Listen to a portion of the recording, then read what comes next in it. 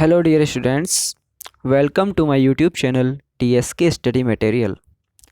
आज के इस वीडियो लेक्चर में हम लोग मैथमेटिकल स्टैटिस्टिक्स के प्रोबेबिलिटी यानी प्रायिकता को हम लोग डिस्कस करेंगे। इसमें प्रायिकता के बारे में हम पहले जनरल इंट्रोडक्शन जान लेते हैं कि प्रायिकता क्या है, प्रोबेबिलिटी इसकी शुरुआत कैसे हुई, ओके, इसकी हिस्ट्री क्या है। सो जनरल इंट्रोडक्शन ये है इसका कि प्राचीन काल में जब हमारे पास इंडिया में या फिर कहीं भी किसी भी देश में जो गैम्बलर्स होते थे, ओके, जो सट्टेबाज होते थे, तो वो सट्टेबाज जब अपना खेल खेलते थे तो उस खेल में वो आइडिया लगाते थे कि कौन जीतेगा कौन हारेगा, और आइडिया किस अकॉर्डिंग लगाते थे कि वो जिस अकॉर्डिंग खेल रहे हैं तो जो जो रिजल्ट्स उनके पास आ रहे हैं उनसे वो थोड़ा थोड़ा अनुमान लगा के और एक प्रोबेबिलिटी शो करते थे कि हो सकता है कि इसकी जीत होगी या फिर उसकी हार होगी। तो इस तरह से प्रोबेबिलिटी की शुरुआत हुई। मैथमेटिक्स में इसका क्या यूज है, ये कैसे आती है, ये सब हम इसमें डिस्कस करेंगे। सबसे पहले प्रोबेबिलिटी को जानने से पहले हम लोग जो आपने 11th-12th क्लास में परम्यूटेशंस एंड कॉम्बिनेशंस वो जो आपने पढ़े हैं, क्रमचय और संचय, उनके बारे में थोड़ा सा जान लेते हैं। फर्स्ट हेडिंग हमारी यही है, जनरल मेथड्स या फिर कंसेप्ट्स फॉर काउंटिंग या रीअरेंजमेंट अरेंजमेंट्स। यानी कि जो हमारे पास वस्तुएं हैं या संख्याएं हैं उनको गिनने के यानी काउंट करने के या फिर अरेंज करने के कौन कौन से आपके जनरल तरीके हैं, कॉन्सेप्ट्स हैं, वो क्या है देखिए। फर्स्ट है इसमें, if work A is done by M ways and work B is done by in N ways, okay. यानी कि आपके पास दो वस्तुएं हैं या फिर दो कार्य हैं, जो आपके पहला कार्य जो है ए वो तो एम तरीके से किया जाता है और दूसरा कार्य बी वो एन तरीके से किया जाता है।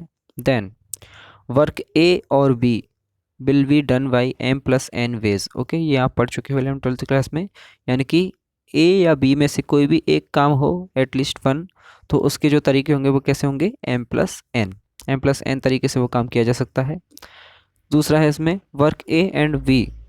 अब इसमें देखो, फर्स्ट में था ए और बी, सेकंड में है ए एंड बी। तो जब और होता है तो हम प्लस करते हैं और एंड होता है तो हम उसमें मल्टीप्लाई करते हैं। सो ए एंड बी जब दोनों एक साथ होंगे then this will be done by M into N ways, यानी कि ये एम इंटू एन तरीक़ों से किया जा सकता है। ये फर्स्ट पॉइंट था। नेक्स्ट हम देखेंगे इसमें second point, number of ways to choose R objects from N objects, okay. ये सिंपल सा फॉर्मूला है, आप सभी ने पढ़ा है कि हमारे पास एन वस्तुएं हैं और उनमें से आर वस्तुओं को आपको छांटना है, तो उसके तरीके क्या होंगे, NCR चूज करना है हमें, ओनली अरेंज नहीं करना। तो ओनली चूज करने का जो तरीका होता है वो होता है NCR फार्मूला आप सभी को आना चाहिए, factorial n upon factorial r into factorial n minus R, okay. ये n माइनस आर पे पूरे पे फैक्टोरियल लगा हुआ है ये सिंबल। ये फार्मूला आपका NCR का, यानी कि n वस्तुओं में से r वस्तुओं को छांटना। Where n objects are of different kinds, यानी कि आपके पास जो n ऑब्जेक्ट्स थे वो पूरे हमारे डिफरेंट तरह के होने चाहिए, उनमें से हमने r डिफरेंट तरह के ऑब्जेक्ट छांट लिए हैं, उनके तरीके हैं NCR। अब कुछ स्पेशल केस देखते हैं, स्पेशली NC0, यानी कि हम इसमें से जो पूरे आपके n वस्तुएं हैं उनमें से कुछ भी नहीं ले रहे, कुछ भी चूज़ नहीं कर रहे। उसका एक तरीका होता है सिर्फ सिंगल, NC0 इक्वल टू 1। आप इसमें NC0 इस फॉर्मूले में पुट कर सकते हो, यानी r इक्वल टू 0 पुट करिए, और r इक्वल टू 0 पुट करोगे तो यहाँ से आपका ऊपर आएगा फैक्टोरियल n, नीचे आएगा फैक्टोरियल 0 जो कि 1 होता है, और ये आएगा फैक्टोरियल n माइनस 0 यानी फैक्टोरियल n। तो फैक्टोरियल n से n कैंसिल आउट हो जाएगा, तो हमारे पास आंसर आएगा इसका 1। इसी तरह से NC1, यानी कि n संख्याओं में से एक संख्या छांटना या फिर चूज करना, वो होता है हमारी n तरीकों से, तो इसका आंसर आएगा n। या फिर NCN का मतलब आपके पास n ऑब्जेक्ट हैं और उन ऑब्जेक्ट में से सभी को आप चूज कर रहे हो, तो उसका एक ही तरीका है कि सबको ले लो, तो भाई एक ही तरीका आएगा इसका। अगला है NCN-1, ये हम फॉर्मूले में पुट करेंगे तो हमारे पास आंसर आएगा n। नेक्स्ट है NCR को हम दूसरे तरीके से भी लिख सकते हैं, NCN-R। तो ये NCR और NCN-R दोनों इक्विवेलेंट होते हैं, आप चाहो तो फॉर्मूले में रख के देख सकते हो। ये सिंपल फॉर्मूले हैं। अगेन NCR को हम लिखते हैं factorial n upon n minus R into factorial r, इन दोनों का फैक्टोरियल है।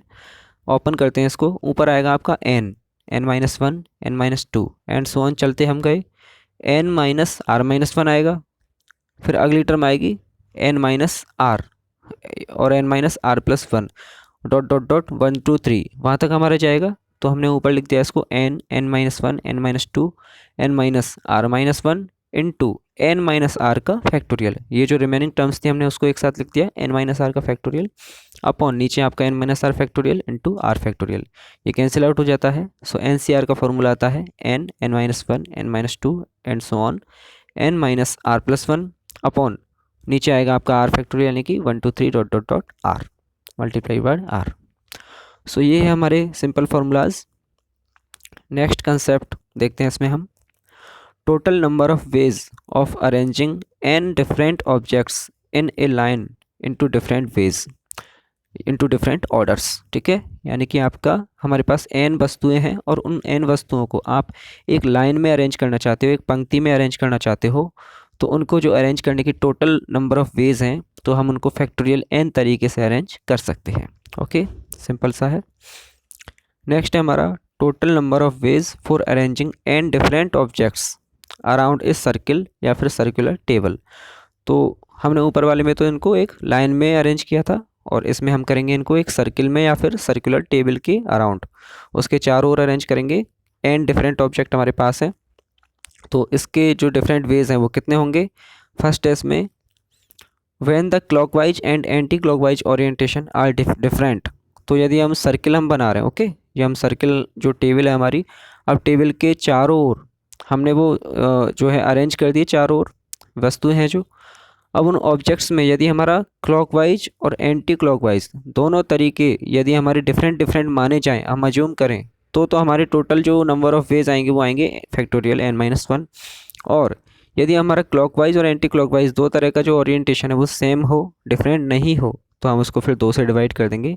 यानी कि वैसे तो टोटल तरीके कितने थे फैक्टोरियल n-1, लेकिन अब वो दोनों सेम है, इसका मतलब उसमें हम 2 का डिवाइड कर देंगे। तो ये था n ऑब्जेक्ट्स को सर्कुलर टेबल के अराउंड अरेंज करना। नेक्स्ट कंसेप्ट हमारा इसमें आता है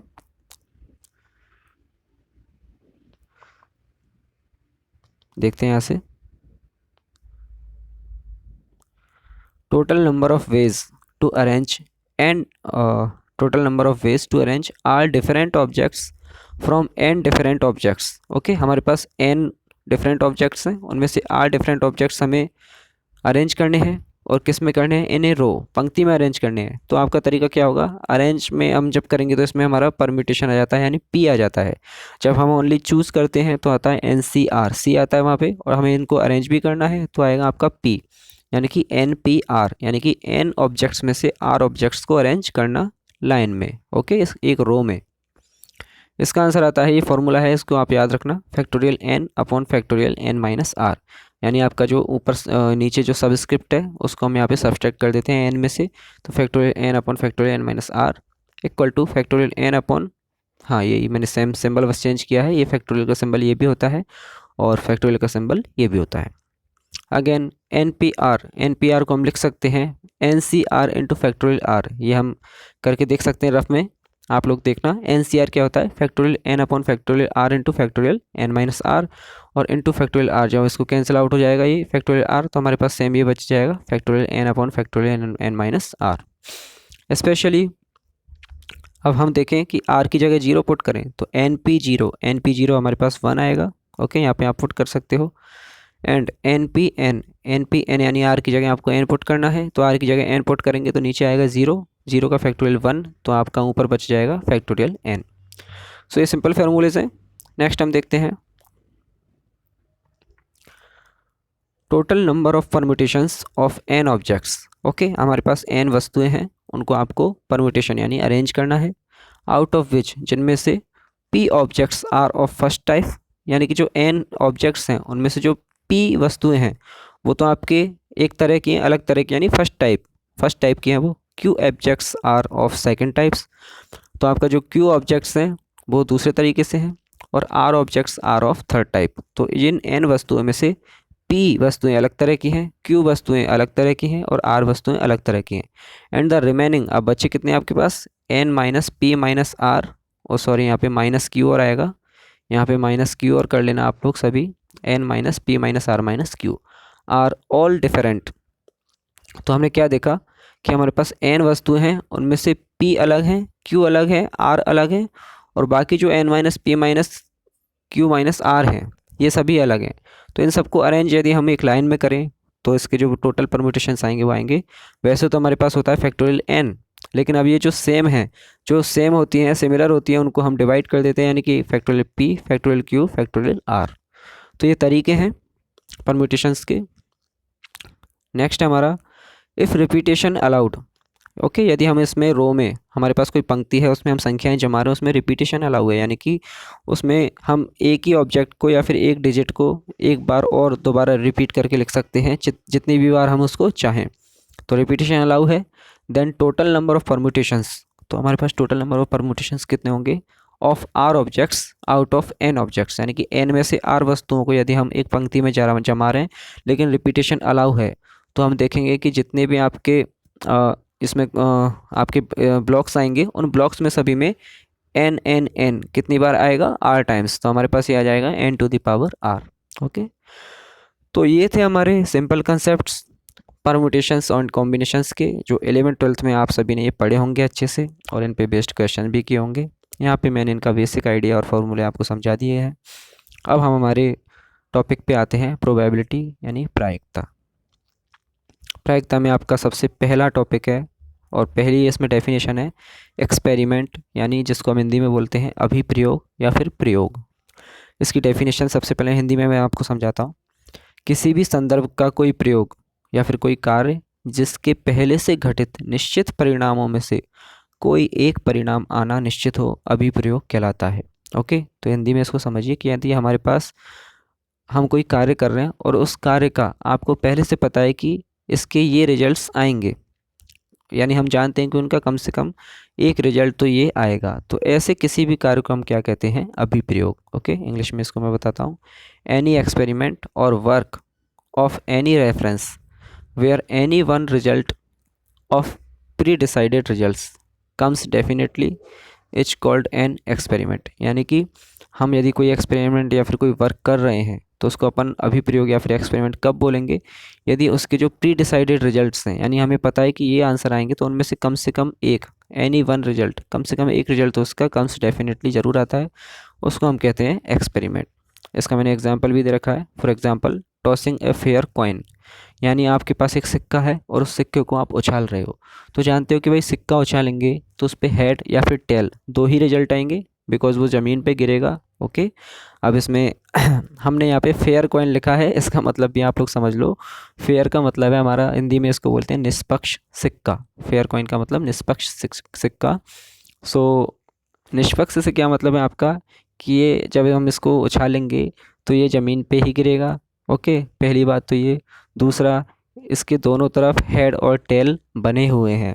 ओके, और दूसरा मैं आपको यहाँ पे समझा दूँ, आपने शोले मूवी देखी होगी, पुरानी जो मूवी है, तो शोले मूवी में जो सिक्का होता है उस पर दोनों तरफ सेम डायग्राम, सेम चित्र होता है, सेम फेस होता है, तो ऐसा सिक्का हमें नहीं लेना शोले वाला। ओके, तो हमें नॉर्मल सिक्का जो होता है 1 रुपये का, 2 रुपये का, 5 रुपये का, उनके दोनों तरफ अलग अलग डिज़ाइन बनी होती है, वो सिक्का हम इसमें यूज करते हैं जब हम मैथमेटिक्स पढ़ते हैं। और इसमें प्रोबेबिलिटी जब आप करते हैं तो हमें फेयर कॉइन लेना है, शोले वाला सिक्का नहीं लेना। दूसरा, ये ज़मीन पे गिरना चाहिए, यानी कि ये हवा में नहीं रहना चाहिए, और सिक्का आपका जब ज़मीन पे गिरेगा तो खड़ा नहीं रहेगा। ओके, तो कुल मिला के बात ये है, आपको नॉर्मल एक सिक्का लेना है और उसके दोनों तरफ हेड और टेल होने चाहिए। तो जब हम टॉसिंग ए फेयर कॉइन, सिक्का उछालते हैं, तो ये सिक्का उछालना हमें पता है कि इसके 2 रिजल्ट आएंगे, हेड या फिर टेल। तो इसका मतलब कम से कम एक रिजल्ट तो आएगा जब ये गिरेगा, या तो हेड आएगा या टेल आएगा, तो इसलिए हम इसको एक एक्सपेरिमेंट बोलते हैं, यानी सिक्का उछालना एक अभिप्रयोग है। Second definition, event.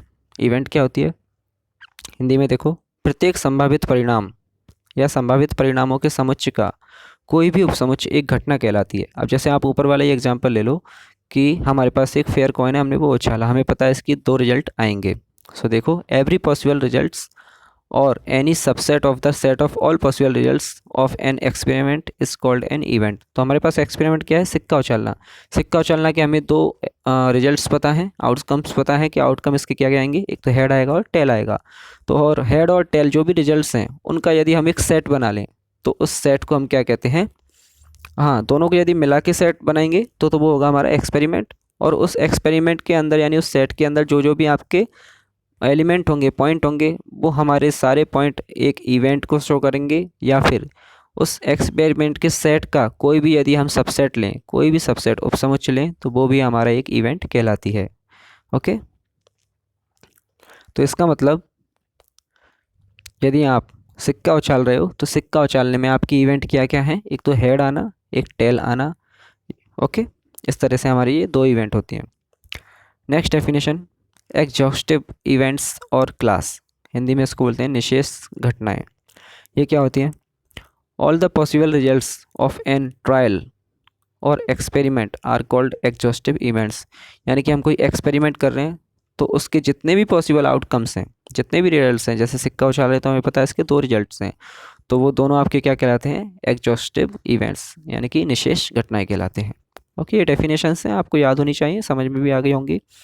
For example, in the tossing of a coin there are two exhaustive events, head and tail. Okay, दो तरह की हमारे इसमें निशेष घटनाएं यानी एग्जॉस्टिव इवेंट्स होती हैं। नेक्स्ट डेफिनेशन, फेवरेबल इवेंट्स और क्लास। फेवरेबल का मतलब अनुकूल घटनाएं।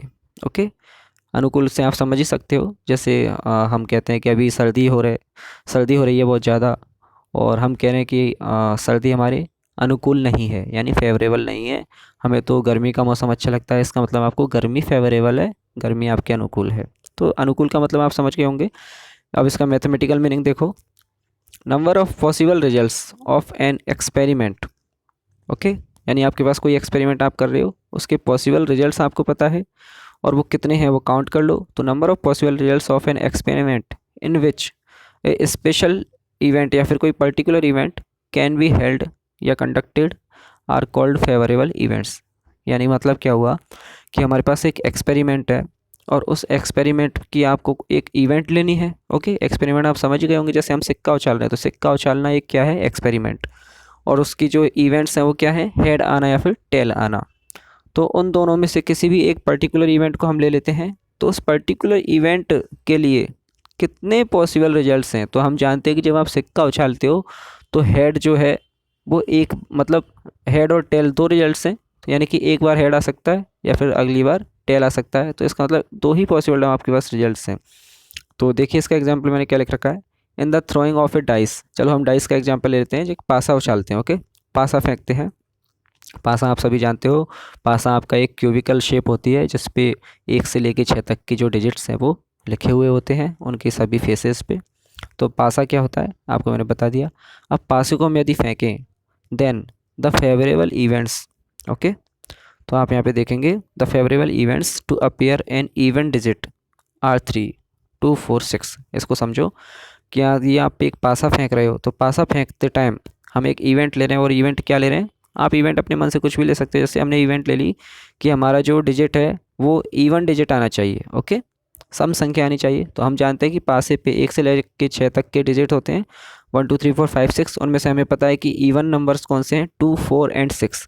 तो इसका मतलब तीन रिजल्ट्स आपके ऐसे हैं जो इस इवेंट के लिए फेवरेबल हैं। तो हम कहेंगे कि इवन डिजिट आने के लिए फेवरेबल केसेस कितने हो गए? 3, 2, 4 और 6। तो ये होते हैं हमारे फेवरेबल इवेंट्स। नेक्स्ट हम कहेंगे इक्वली लाइकली इवेंट्स। इसको हिंदी में बोलते हैं समप्रायिक घटनाएं। ओके, इसका हिंदी नाम से भी आपको क्लियर होगा, समप्रायिक यानी जिनकी प्रायिकता समान हो, यानी जिनकी संभावना समान हो। देखिए इसको, in an experiment the events having same number of favourable events या फिर classes are called equally likely events. तो यदि आपका कोई अभिप्रयोग है, उस अभिप्रयोग में यानी एक्सपेरिमेंट में आपके पास कोई भी ऐसी इवेंट्स जिनके आपके फेवरेबल कंडीशंस हैं वो सेम है, यानी कि फेवरेबल कंडीशंस आपको अभी अभी देखी थी, जैसे हम पासा फेंक रहे हैं, डाइस फेंक रहे हैं, तो उस डाइस में आपको पता है कि सम संख्या यानी इवन नंबर कितने हैं? 1, 2, 4 और 6 3 है, और इसी तरह से ऑड नंबर कितने हैं? 1, 3, 5 वो भी 3 है। इसका मतलब सम संख्या आना और विषम संख्या आना ये दोनों दो इवेंट्स हैं, और इन दोनों इवेंट्स के लिए नंबर ऑफ फेवरेबल कंडीशंस कितनी है? 3 है दोनों के लिए। तो जब दोनों के लिए same number of favourable events आ जाए तो हम उनको क्या बोलते हैं? इक्वली लाइकली इवेंट्स, यानी कि उन दोनों की जो संभावना है वो समान है, प्रायिकता उनकी समान है, पॉसिबिलिटी उनकी समान है। ओके, यानी जब आप एक और एग्जांपल इसका देख लो, in the tossing a coin, जब हम सिक्का फेंकते हैं, then appearing of a head and a tail are equally likely events. Okay, हमें क्लियरली पता है कि जब हम सिक्का फेंकेंगे तो या तो हेड आएगा या फिर टेल आएगा, और दोनों की पॉसिबिलिटी सेम है, कुछ भी आ सकता है। नेक्स्ट हम देखते हैं म्यूचुअली एक्सक्लूसिव या डिसजॉइंट इवेंट्स। ओके, हिंदी में इसको बोलते हैं म्यूचुअली एक्सक्लूसिव को परस्पर अपवर्जी या फिर असंयुक्त घटनाएं। असंयुक्त से आप ज़्यादा फेमिलियर हैं, डिसजॉइंट से। डिसजॉइंट आप समझ सकते हो कि डिसजॉइंट क्या होते हैं, जैसे कोई दो सेट हैं, दो समुच्चय हैं, वो डिसजॉइंट कब होंगे, तो जब उनका इंटरसेक्शन 5 होगा। तो ऐसा ही कुछ यहाँ पे होगा। देखिए, इन एन एक्सपेरिमेंट 2 और मोर इवेंट्स, 2 या 2 से अधिक घटनाएं आर कॉल्ड म्यूचुअली एक्सक्लूसिव, ये म्यूचुअली एक्सक्लूसिव कहलाती हैं, या फिर डिसजॉइंट इवेंट्स डिसजॉइंट कहलाती हैं। इफ़ एनी 2 ऑफ देम, यदि उनमें से कोई भी 2, never hold simultaneously, never occurs simultaneously. कहने का मतलब हिंदी में अभी आपको समझा देता हूँ, इधर से इसको देखो। किसी प्रयोग की 2 या 2 से अधिक घटनाएं परस्पर अपवर्जी या असंयुक्त कहलाती हैं यदि उनमें से कोई भी 2 एक साथ घटित ना हो। क्लियर है? यानी हमारे पास कोई एक्सपेरिमेंट है और उसकी कोई भी 2 इवेंट एक साथ कभी भी नहीं होंगी, मतलब एक साथ कभी पॉसिबल है ही नहीं। यानी कि एक घटना हो रही है तो दूसरी घटना नहीं होगी, अर्थात एक घटना के घटित होने पर शेष घटनाओं में से कोई घटित ना हो। यहाँ पे भी मैंने लिख रखा है, और if an event is being held then none of the remaining events may be held. तो एक इवेंट हो रही है तो साथ में दूसरी नहीं हो सकती। तो ऐसे इवेंट्स को हम क्या कहते हैं, म्यूचुअली एक्सक्लूसिव या फिर डिसजॉइंट इवेंट्स। सबसे सिंपल एग्जांपल, बार बार हम इसको ले रहे हैं, टॉसिंग अ कॉइन। ओके, जब हम सिक्का उछालते हैं, then appearing a head and a tail are mutually exclusive event. तो आप देखते हो कि जब सिक्का उछालते हो तो आपका एक बार में एक साथ हेड और टेल दोनों कभी भी साथ साथ नहीं आ सकते। तो यानी कि जब हेड आएगा तो टेल कभी नहीं आएगा, और टेल आए तो हेड कभी भी नहीं आएगा, एक तरफ से ही आएगा आपका उसका सिक्का। तो इसलिए ये दोनों आपकी कैसी हैं, असंयुक्त घटनाएं, यानी म्यूचुअली एक्सक्लूसिव और disjoint events. Next definition, compound events यानी मिश्र घटनाएं। इसके नाम से क्लियर है, कंपाउंड यानी कि ये साथ साथ में हो सकती है। When 2 और मोर इवेंट्स में बी हेल्ड साइमल्टेनियसली, जब आपकी 2 या 2 से अधिक घटनाएं एक साथ होती हैं, then they are called compound events. तो वो कंपाउंड इवेंट्स यानी मिश्र घटनाएं कहलाती हैं। एग्जाम्पल देखिए, if there are 2 baskets containing mangoes and apples in them. हमारे पास 2 टोकरियां हैं, बास्केट हैं, एक बास्केट में मैंगो रखे हैं, दूसरे बास्केट में एप्पल्स रखे हैं। Then choosing a basket and picking up a fruit are compound events because they hold simultaneously. Example को समझो कि आपके पास, देखो थोड़ा सा अपनी जो इमेजिनेशन है उसको क्लियर करो और सोचो थोड़ा सा मन में कि हमारे पास 2 बास्केट हैं। अब आपसे कोई कहे कि एक बास्केट को चूज करके उसमें से एक फ्रूट है वो आप निकालो, एक फल निकालो उसमें से। तो क्लियर सी बात है, जैसे ही वो हमसे कहेगा तो हम तुरंत किसी भी एक बास्केट को ले लेंगे और उसमें से फ्रूट निकाल लेंगे। तो हमने देखा कि ये दोनों काम एक साथ हुए। ओके, तो ऐसी घटनाओं को हम क्या कहते हैं, साइमल्टेनियसली आपकी जब ये होती हैं तो इनको कंपाउंड इवेंट्स कहते हैं, यानी कि ये एक साथ हो सकती हैं। यानी कि हमने जो बास्केट है वो उसको चूज भी किया और दूसरा हमने फल भी उसमें से निकाला, तो दोनों एक साथ हुई। ठीक है, तो ऐसी जो इवेंट्स हैं उनको हम कहते हैं कंपाउंड इवेंट्स। अब compound events are of 2 types, 2 तरह की होती हैं। ये कौन कौन सी, इंडिपेंडेंट इवेंट्स और डिपेंडेंट इवेंट्स। सो फर्स्ट है इसमें independent events. 2 or more events are called independent event if the occurring of any one event does not affect the occurring of the remaining events। तो simple सा है भाई, ये आपस में इंडिपेंडेंट है। कहने का मतलब जब एक इवेंट होगी तो उस इवेंट के होने या ना होने का दूसरी इवेंट पे कोई भी फ़र्क नहीं पड़े। देखो मैंने हिंदी में भी लिख रखा है, 2 या 2 से अधिक घटनाएं परस्पर स्वतंत्र कब कहलाती हैं, यदि एक घटना के घटित होने या नहीं होने का दूसरी घटना पर कोई प्रभाव ना पड़े। अब भाई हेड आ रहा है तो हेड आ रहा है, तो अब जैसे इसका एग्जांपल मैंने यहाँ दिखाई रखा है, देखो इन टॉसिंग ऑफ 2 कॉइन्स, यदि हम 2 सिक्के ले लें, ओके, और 2 सिक्कों को मैंने एक साथ उछाला, ओके, तो हमें पता है कि भाई दोनों पे कुछ भी आ सकता है। तो 2 सिक्कों को जब हमने एक साथ उछाला, then appearing head on first, यानी पहले सिक्के पे हेड आना, एंड टेल ऑन सेकंड, यानी दूसरे सिक्के पे टेल आना, आर इंडिपेंडेंट इवेंट्स। क्लियर सी बात है कि भाई जब हम 2 सिक्के उछाल रहे हैं एक साथ, तो पहले सिक्के पे जो रिजल्ट आया है हेड या टेल, उसका दूसरे सिक्के पे कोई फ़र्क थोड़ी पड़ेगा। भाई पहले सिक्के पे हेड या टेल कुछ भी आ सकता है, पहले सिक्के से पूछ के दूसरे सिक्के पे नहीं आएगा। इसका मतलब ये दोनों आपस में इंडिपेंडेंट इवेंट्स हैं। ओके, सो जब ये दोनों एक दूसरे को अफेक्ट नहीं करती तो ये हमारी इंडिपेंडेंट इवेंट कहलाती हैं। और जो इंडिपेंडेंट नहीं होती वो हमारी डिपेंडेंट होती हैं। ओके, उनको हम आश्रित घटनाएं कहते हैं। नेक्स्ट यहाँ पे देखिए, sample space and sample point. Hindi में इसको बोलते हैं सैंपल स्पेस को प्रतिदर्श समष्टि, और सैंपल पॉइंट को हम बोलते हैं प्रतिदर्श बिंदु। देखिए ये क्या होते हैं, बहुत ही आसान है। Each outcome of an experiment is called a sample point. बड़ा ही आसान है कि हमारे पास कोई भी एक्सपेरिमेंट है, जैसे हम सिक्का उछाल रहे हैं तो उसके जितने भी पॉसिबल आउटकम है, यानी कि हेड आना और टेल आना, तो ये दोनों आपके दो सैंपल पॉइंट हो गए। Okay, and the set of all outcomes is called sample space. और जितने भी हमारे आउटकम्स हैं उनका यदि आप सेट बना दो तो उसको हम कहते हैं सैंपल स्पेस यानी प्रतिदर्श समष्टि। यानी कि हेड और टेल ये अलग अलग तो सैंपल पॉइंट्स हैं, लेकिन हम इन दोनों का यदि एक सेट बना दें तो उस सेट को हम क्या कहते हैं, sample space. Sample space is also known as universal set. Okay, इसको हम यू से या फिर एस, कैपिटल यू या फिर कैपिटल एस से हम इसको शो करते हैं। प्रतिदर्श समुच्चय भी इसको बोल सकते हैं या फिर यूनिवर्सल सेट इसको बोल सकते हैं। And sample point is known as elementary event.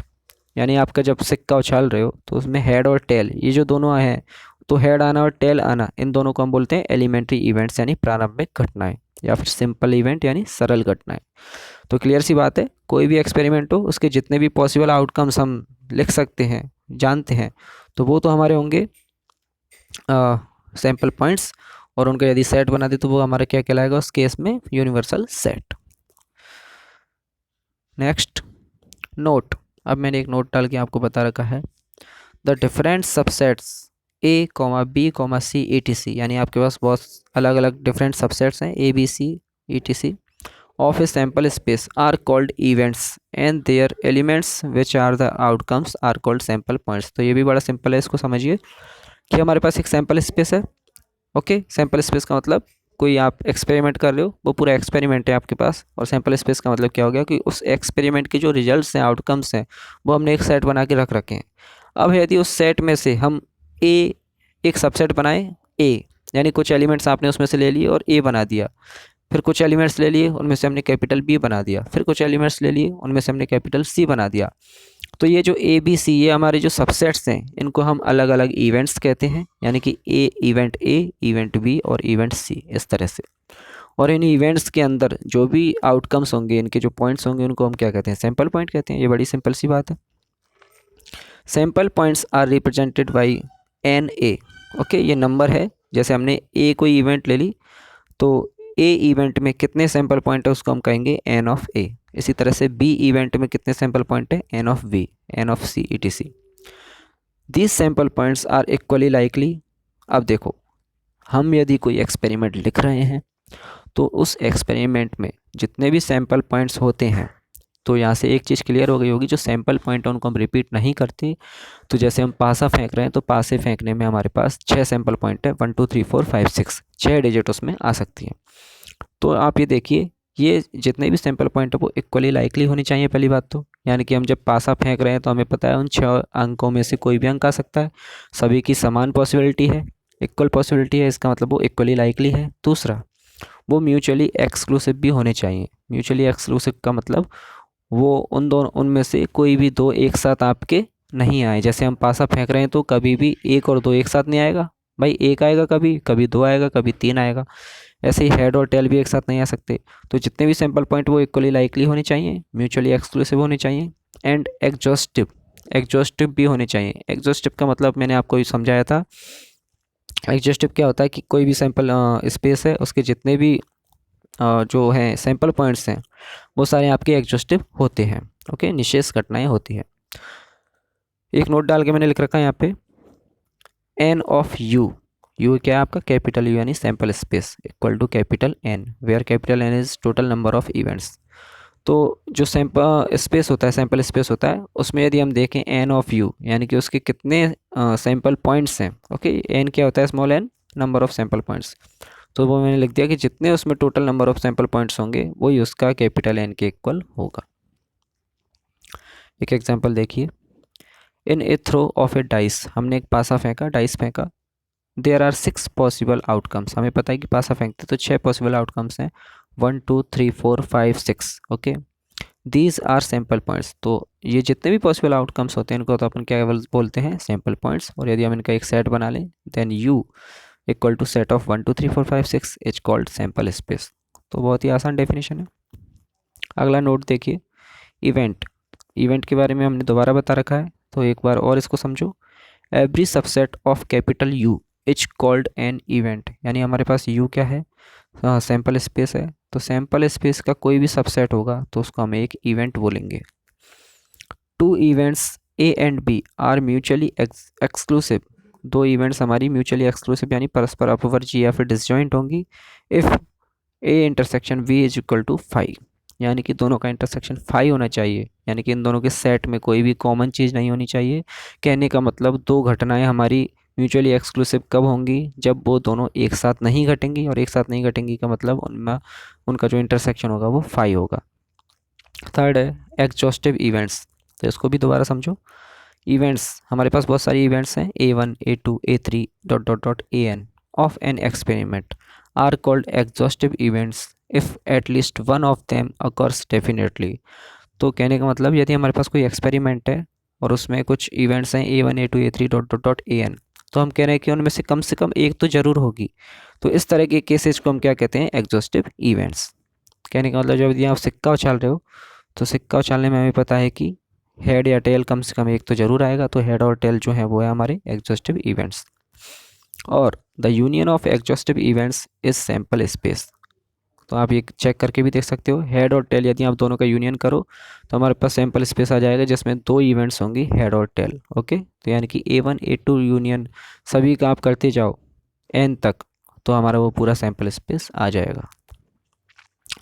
इसके बाद अगला नोट है द सेट फाई। अब फाई सेट आप सभी जानते हो कि इसमें कुछ भी नहीं होता। फाई सेट को हम बोलते हैं इम्पॉसिबल इवेंट। अब ये फाई हमने सेट क्यों माना है, क्योंकि हमने अभी अभी आपको बताया था कि जो इवेंट्स हैं वो सैम्पल स्पेस के सबसेट होते हैं, तो फाई तो सभी का सबसेट होता है, लेकिन फाई में कुछ है नहीं, इसलिए फाई के अंदर कुछ भी नहीं है, तो इसको हम बोलते हैं कि भाई ऐसी कोई इवेंट होगी नहीं जिसमें कुछ भी नहीं है, तो इसका मतलब इसको हम बोलते हैं इम्पॉसिबल इवेंट। या फिर n of phi equal to 0। इसका मतलब क्या है कि जो फाई सेट है उसके अंदर कितने सैम्पल पॉइंट हैं, एक भी नहीं है, यानी कि 0 है। Second point, if a sample space S contains n sample points. यानी कि कोई हमारे पास सैम्पल स्पेस है S, कोई एक्सपेरिमेंट है जिसके अंदर n सैम्पल पॉइंट्स हैं, then total 2n possible events में भी अकर। तो ये बड़ी आसान चीज़ है, यानी कोई सेट है उस सेट में n एलिमेंट्स हैं, तो आपने 11th क्लास में पढ़ा होगा कि n एलिमेंट वाले सेट के कितने पॉसिबल सबसेट बनाए जा सकते हैं, 2 की पावर n। तो ये भी वही चीज़ है कि हमारे पास कोई सबसेट है, सैम्पल स्पेस है S, और उसमें n सैम्पल पॉइंट्स हैं, देन उनका हमें सबसेट बनाना है, और सबसेट क्या होते हैं, इवेंट्स होती हैं। इसका मतलब 2 की पावर n इवेंट्स पॉसिबल हैं, जिनमें से एक इवेंट तो 5 होती है, एक ये खुद S होता है, और बाकी जो होती है वो भी उसके सबसेट होते हैं, वो भी इवेंट्स होती हैं। तो यहाँ तक हमने जो प्रोबेबिलिटी थी उसमें जो डेफिनेशंस काम आएंगी उनको हमने पढ़ा। अब प्रोबेबिलिटी वास्तव में होती क्या है मैथमेटिकली, इसकी डेफिनेशन हम देखेंगे। सो मैथमेटिकल डेफिनेशन ऑफ प्रोबेबिलिटी यानी प्रायिकता की गणितीय परिभाषा। देखिए, इफ़ इन एन एक्सपेरिमेंट, हमारे पास एक एक्सपेरिमेंट है, n are number of outcomes of equally likely mutually exclusive and exhaustive events. तो यदि किसी अभिप्रयोग में हमारे पास n कैसी घटनाएं हैं, इक्वली लाइकली हैं, म्यूचुअली एक्सक्लूसिव हैं और एग्जॉस्टिव हैं, तो किसी भी एक्सपेरिमेंट में n आपके पास टोटल नंबर ऑफ इवेंट्स हैं and m is the number of favourable outcomes of A special या फिर पर्टिकुलर इवेंट्स a। यानी आपके पास टोटल जो है सैम्पल पॉइंट वो तो कितने हैं n, और उसमें से कोई आपकी इवेंट है A, उस इवेंट के फेवरेबल कंडीशन कौन से हैं, M। जैसे इसका मैं एग्जांपल देके चलूँ तो जैसे हम पासा फेंक रहे हैं, तो पासा फेंकने में टोटल सैम्पल पॉइंट कितने हैं, 6, यानी कि n इक्वल टू 6, और हम बोल रहे हैं कि उस पर इवन नंबर आए, तो इवन नंबर आना क्या होगा, इवेंट A। और उस इवेंट A के यानी कि पॉसिबल आउटकम कौन कौन से होंगे, फेवरेबल आउटकम्स 3 होंगे, 2, 4 एंड 6। तो पासा हम यदि फेंकें तो पासे में फेवरेबल जो इवन नंबर है उसके आने की फेवरेबल कंडीशन 3 हो गई। Then probability of A is defined as, तो यदि हमारे पास कोई इवेंट है तो उसकी प्रोबेबिलिटी कैसे निकालते हैं, इसका ये नोटेशन है P of A. P of A equal to number of favourable outcomes upon total number of outcomes. Favourable outcomes हमें इस इवेंट ए के लिए देखना है, तो हमने ये यहाँ पे लिख रखा है कि ए के जो फेवरेबल इवेंट्स हैं वो कितने हैं, एम। तो फेवरेबल आउटकम है इसके एम, और टोटल नंबर ऑफ आउटकम कितने हैं, जितने भी सैम्पल पॉइंट हैं एन। तो इसको हम बोलते हैं प्रोबेबिलिटी। कहने का मतलब यदि आप एक पासा फेंक रहे हो, पासा फेंकते समय यदि आपसे कोई कहे कि इसमें इवन नंबर आने की प्रोबेबिलिटी क्या है, तो इवन नंबर हम जानते हैं कि 2, 4 और 6 तीन तरह से आ सकते हैं। तो ऊपर तो आ जाएगा 3, और नीचे टोटल सैम्पल पॉइंट यानी पासा फेंक रहे हो तो जितनी भी पॉसिबिलिटीज है यानी 1, 2, 3, 4, 5, 6, तो 3/6, तो आंसर आएगा 1/2।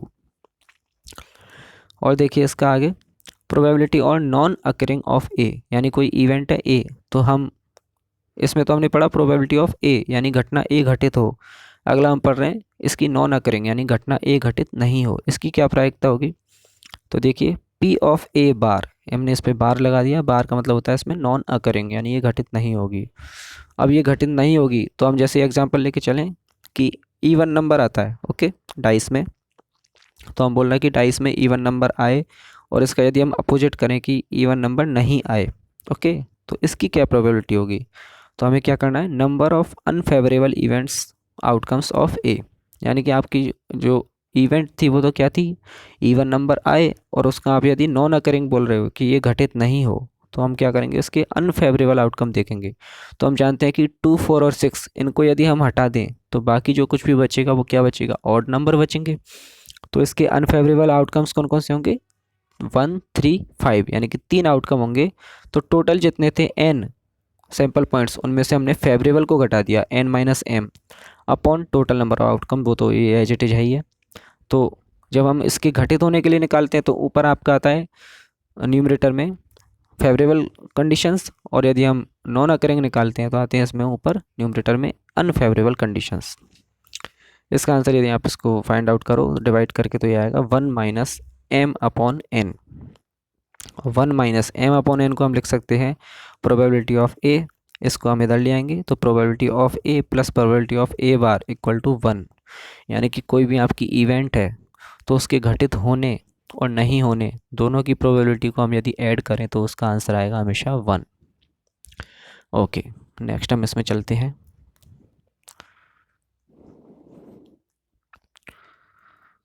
नेक्स्ट देखिए इसमें again, since we know that, अब देखो इसमें स्मॉल एम है, स्मॉल एम हमने क्या लिखा था, किसी भी इवेंट के लिए फेवरेबल कंडीशंस यानी फेवरेबल आउटकम्स।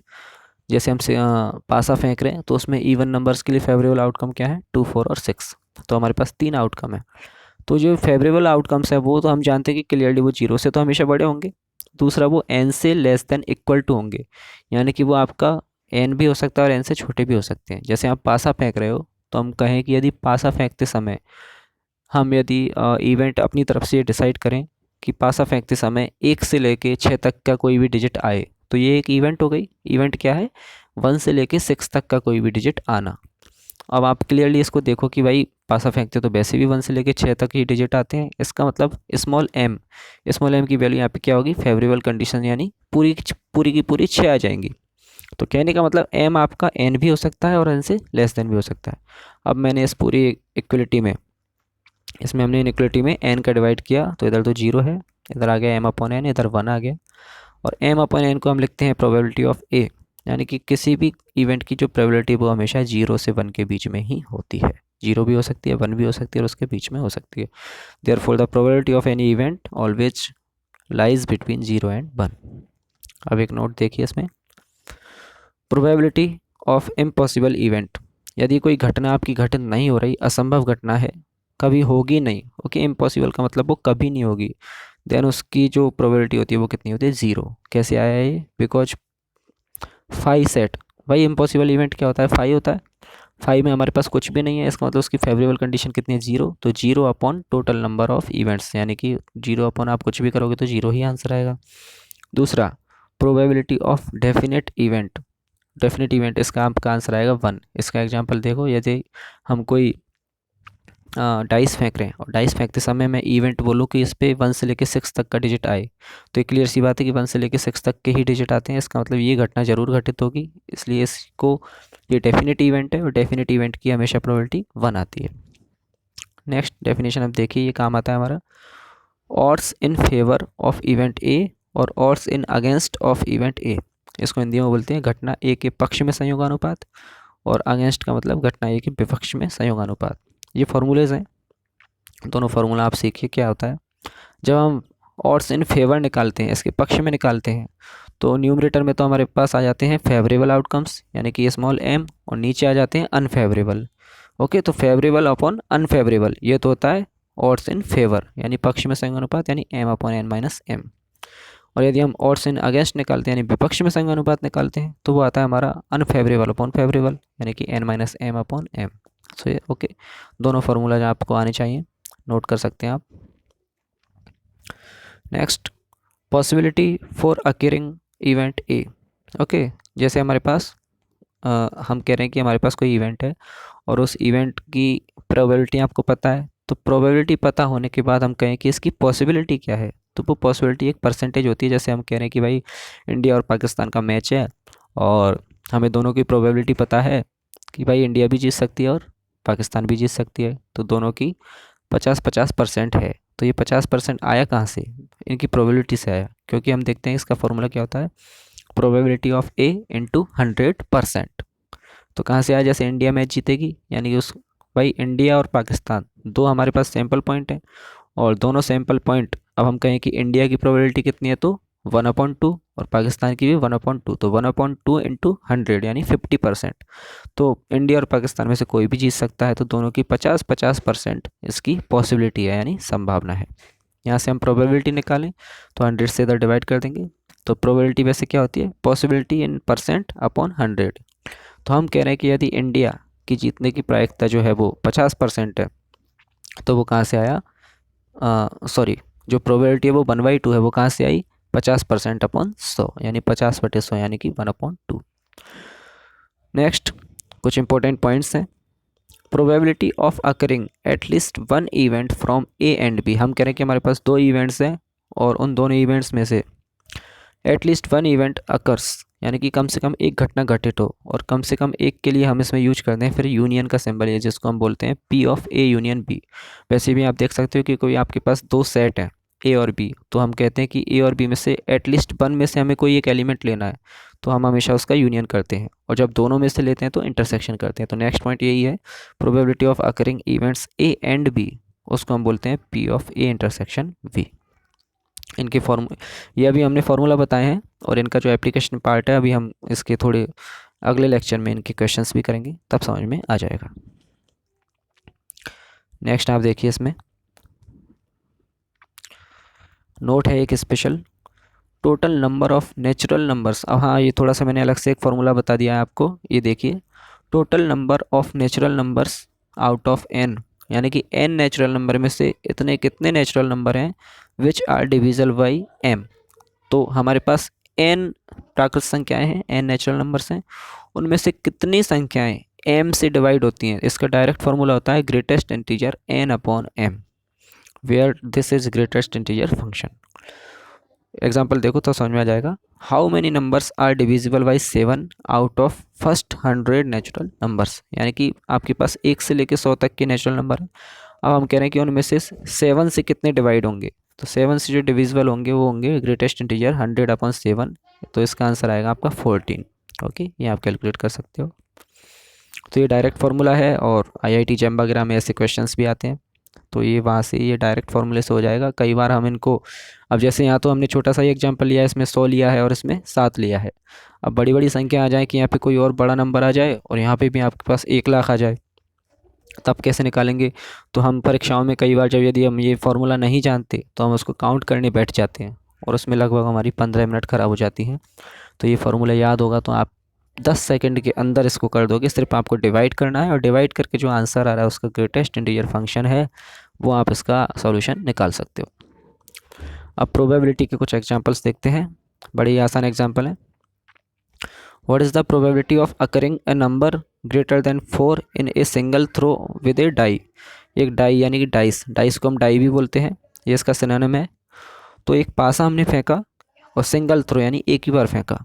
अब वो कह रहा है कि सिंगल थ्रो में नंबर आपका ग्रेटर देन 4 आना चाहिए, यानी 4 से बड़ी संख्या आने की प्रायिकता कितनी है।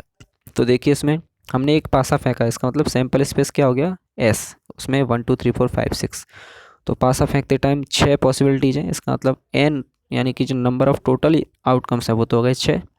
अब इवेंट ए वो हमें क्या बता रहा है, नंबर ग्रेटर देन 4, 4 से बड़ी संख्या नहीं चाहिए। अब इसका हम सेट बनाएंगे तो क्या आएगा, 4 से बड़े कौन कौन से नंबर हैं, 5 और 6, यानी कि एम यानी कि फेवरेबल आउटकम्स वो कितने गए, 5 और 6 यानी कि 2। तो इसकी प्रोबेबिलिटी कितनी होगी, m/n यानी कि 2/6 = 1/3।